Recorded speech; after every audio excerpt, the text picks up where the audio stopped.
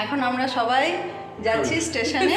আজকে ওদের বাড়ি থেকে চলে যাচ্ছি, মানে গুয়াহাটি থেকেও আমরা চলে যাচ্ছি। শুভ সকাল বন্ধুরা, কেমন আছেন সবাই? আশা করি যে যেখানে আছেন সবাই খুব ভালো আছেন, আমরাও ভালো আছি। আমার আরও একটি নতুন ব্লগে আপনাদের সবাইকে স্বাগত জানাই। আর এখন আমরা যাচ্ছি স্টেশনের উদ্দেশ্যে, গুয়াহাটি স্টেশন যাব। সবাই রেডিও হয়ে গেছি, এখন বেরিয়ে পড়েছি।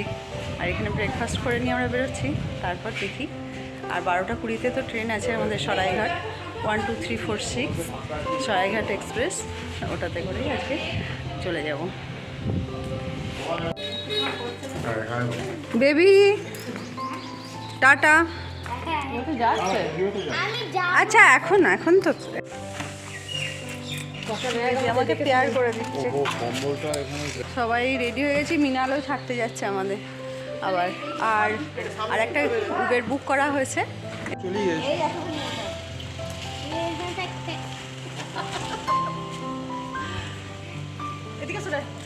আমরা এখন চলেছি গুয়াহাটি মেডিকেল কলেজের পাশ দিয়ে। গুয়াহাটিতে আমার হাজব্যান্ডের চাকরি সূত্রে বেশ কয়েক বছর থেকেছি। এখানে থাকার সময় হাজব্যান্ডের অফিস আর ছেলের স্কুল সামলে যখন কিছুদিনের জন্য ছুটি পাওয়া যেত, তখন সব সময় আমরা ছুটি কাটাতে কলকাতায় যেতাম। এখান থেকে অন্য কোনো জায়গায় ঘুরতে যাওয়ার কথা মাথায়তেই আসতো না। আর এখন ঘুরতে এসেও সব জায়গা আমাদের ঘুরে দেখা হলো না, যদিও কিছু জায়গা বাকি রয়েই গেল। তবে বলে নাকি কিছু জায়গা বাকি থাকা ভালো, তাহলে আবার সেই জায়গায় আসা হয়। তবে পরের বার আসলে নিশ্চয়ই বাকি জায়গাগুলো ঘুরে দেখবে না। राइट साइड में मेडिकल हॉस्पिटल, अच्छा कॉलेज ऊपर में रहेगा, मेडिकल हॉस्पिटल यहाँ पे। अच्छा अच्छा कॉम्प्लेक्स कैंसर।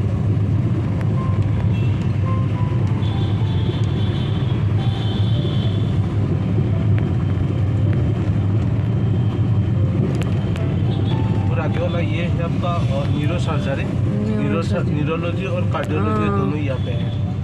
और स्टेट है आपका नेफ्रोलॉजी, न्यूरोलॉजी, दोनों ये सुपर स्पेशल। नया बना है ना? नहीं ये सिर्फ 7 डिपार्टमेंट है। अच्छा न्यूरो सर्जरी और न्यूरोलॉजी, अच्छा अच्छा कार्डियोलॉजी सर्जरी और कार्डियोलॉजी, अच्छा अच्छा 7 डिपार्टमेंट।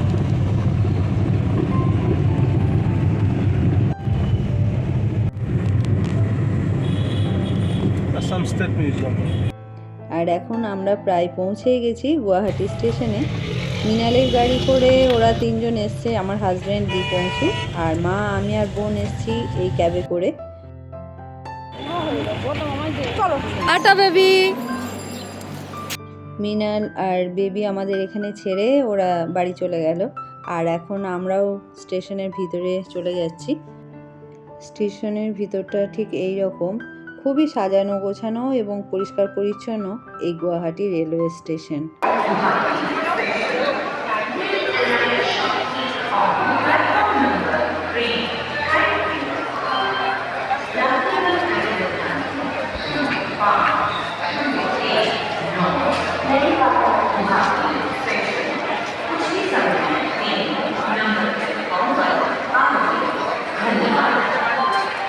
এখন আমরা গুয়াহাটি স্টেশনে পৌঁছে গেছি। আর ট্রেন তো 12টা 20-তে, এখন বাজছে এই 11:30 মতো। তো এখনও কিছুটা টাইম আছে, যাই দেখি কত নম্বরে দিয়েছে কি না। তো মিনালরা তো ছেড়ে চলে গেল, মিনাল আর বেবি চলে গেছে। আর এখন আমরাও যাই, ভিতরে ঢুকে যাই। আমাদের ট্রেন 1 নম্বর প্ল্যাটফর্মে দিয়ে দিয়েছে। ট্রেনে লাগেজ রেখে আমরা এসেছি দুপুরের জন্য কিছু খাবার কিনতে। মা আর দীপ ট্রেনেই রয়েছে, আর এখন আমরাও ট্রেনে উঠে যাব।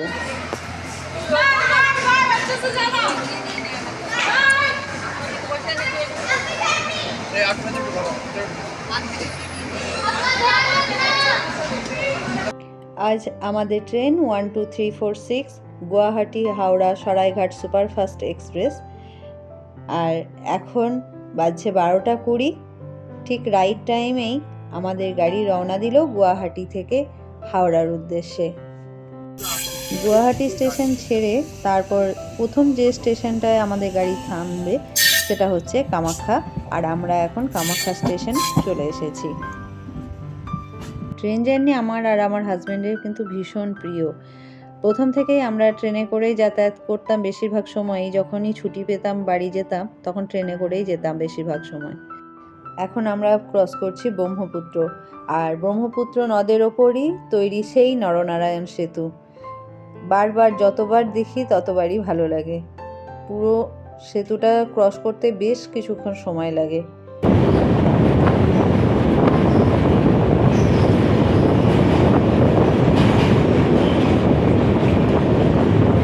এখন চলে এসেছি বঙ্গাইগাঁও জংশন, আর ও তো ট্রেন থামা মাত্রই নেমে চলে গেছে। এখন চা খাচ্ছে আর আমাদেরকে জিজ্ঞেস করছে আমরাও চা খাবো কিনা।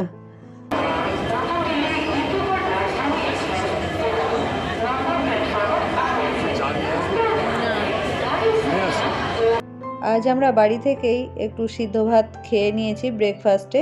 তো ব্রেকফাস্ট করেই তো এসেছি।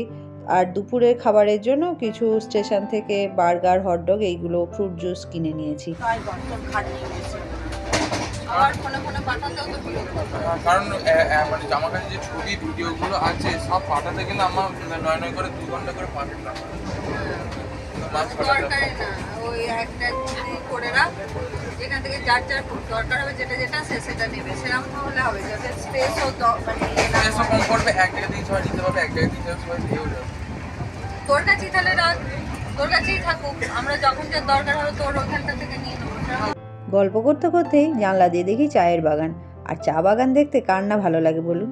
মাঝখানে আর কোনো রকম ভিডিও করা হয়নি, আমরা সবাই একটু শুয়েও পড়েছিলাম, আর ঘুম হয়নি ওই আর কি। আর এখন আমাদের ট্রেন এনজিপি স্টেশনে ঢুকছে, আর এখান থেকেই হাজব্যান্ডকে বলছি তাই যে একটু কিছু রাত্রের খাবার কিনে নিতে, কেননা এরপর আর কোনো সেরকম খাবার দাবার পাওয়া যাবে না।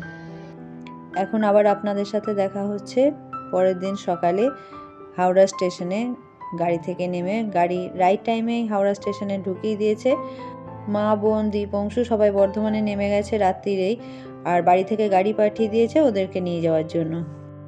তো হাওড়া স্টেশন থেকে এখন আমরা বাসে উঠে পড়েছি, বাসে করে যাচ্ছি বাড়ির দিকে। বাসে আসাই সুবিধা, কেননা এই ভারী লাগেজ নিয়ে যদি ক্যাব বুক করি স্টেশনের একদম কাছাকাছি তো পাবো না। যদি প্রিপেড নেই তাহলে একদম স্টেশনের বাইরে থেকেই পাওয়া যায়, আর যদি প্রিপেড না নিয়ে যদি ক্যাব বুক করা হয় তাহলে যেতে হয় অনেকটা দূর হেঁটে, একটা বড় ফ্ল্যাগ পয়েন্ট আছে ওই জায়গাটাতে। তো সেই জন্য আমরা আর ক্যাব বুক করি না, বাসে আসতেই বেশ ভালোই লাগে। আর সকালের দিকে বাসগুলো যথেষ্ট ফাঁকাও থাকে। আর কলকাতার রাস্তাঘাট দেখুন, দেখে মনে হচ্ছে না এটা কলকাতা। মানুষজন নেই, গাড়ি ঘোড়া নেই, এত সকাল বলে একদম ফাঁকা। আর কিছুক্ষণ পরেই শুরু হয়ে যাবে ব্যস্ততা। মানুষ অফিস যাবে, বাচ্চারা স্কুলে কলেজে, যার যেখানে যাওয়ার গাড়িতে ভরে থাকবে। সিগন্যাল, এই চিৎকার চেঁচামেচি, হই হুল্লোড়, গাড়ির হর্ন। কিন্তু এখন কলকাতা একদম অন্যরকম, একদম শান্ত পরিবেশ, কোনো চিৎকার চেঁচামেচি নেই। মানুষ শরীরচর্চা করছে, দৌড়াদৌড়ি করছে, মর্নিং ওয়াক করছে। অনেক দূরে ক্যামেরাতে ধরা যাচ্ছে না, কিন্তু খালি চোখে আমি দেখতে পাচ্ছি বাচ্চারা খেলা করছে। বকবক করতে করতে পৌঁছে গেলাম মাঝেরহাট ব্রিজে। আর মাঝেরহাট ব্রিজ চলে আসা মানে আমাদের বাড়ির কাছাকাছিই চলে আসা, আর বেশিক্ষণ লাগবে না, পৌঁছেই যাব। আর সকালবেলায় বেশ এখন ঠান্ডা ঠান্ডাও লাগছে। বাড়িতে থাকলে মনে হয় ঘুরতে যাই, আর ঘুরতে গেলে কয়েকদিন হয়ে গেলেই মনটা আবার বাড়ি বাড়ি করে। বুঝতেই পারছেন, একদম বাড়ি পৌঁছে গেছি, বাড়ির ছাদে। আর এসে দেখি বেলি গাছে এক গাছ করে ফুল ফুটে রয়েছে।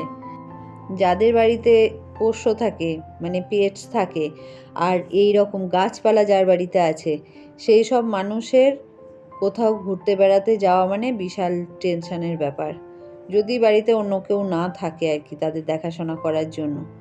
তো আমারও সেই রকমই অবস্থা, ঘুরছি বেড়াচ্ছি সবই করছি, কিন্তু মনটা কিন্তু এখানেও পড়ে থাকছে যে গাছগুলো আমার কি হচ্ছে। তো বলে না, যার কেউ নেই তার ভগবান আছে, এরাও তো ঈশ্বরেরই সৃষ্টি। তো দেখুন ঈশ্বর এদেরকে কত সুন্দর, কত যত্নে রেখেছে। আমি ভেবেছিলাম বাড়ি এসে আর আমি একটাকেও মানে সুস্থ অবস্থায় দেখতে পাবো না, কিন্তু এসে দেখছি মানে একদম ফুলে ফলে একদম ভরে রয়েছে, মানে আমার এক্সপেকটেশনের বাইরে। সত্যি দারুণ লাগছে। বাড়ি পৌঁছে ফ্রেশ হয়েই আমি প্রথমে এসেছি ছাদে, আর এসে দেখুন কি কি দেখলাম। এই একটা হচ্ছে। তো বন্ধুরা চলুন লাউগুলো এখন কেটে সবাইকে দিয়েও দিই, কেননা এতগুলো লাউ আমি খেতেও পারবো না, আর একসাথে থাকলে নষ্টও হয়ে যাবে না খেয়ে নিলে। তো আজ এই পর্যন্তই, দেখা হবে আমার আবার নতুন একটি ভিডিওতে। যদি আমার ভিডিও ভালো লাগে তাহলে একটা লাইক করবেন, পারলে অন্যদের সাথে শেয়ার করবেন। আর যদি আপনি আমার চ্যানেলে নতুন হন তো চ্যানেলটা সাবস্ক্রাইব করার অনুরোধ রইল। তো দেখা হবে আবার নেক্সট ভিডিওতে। ততক্ষণ সবাই ভালো থাকবেন, সুস্থ থাকবেন, সাবধানে থাকবেন।